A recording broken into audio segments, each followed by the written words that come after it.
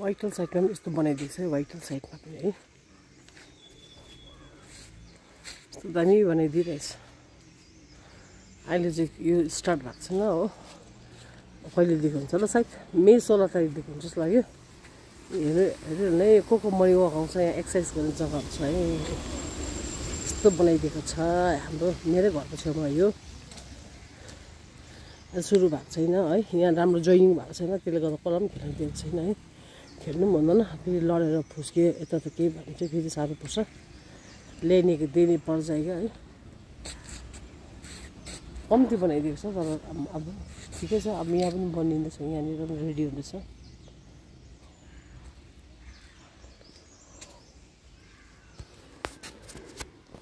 यस्तो morning walk गर्ने जग्गा कति दामी छ है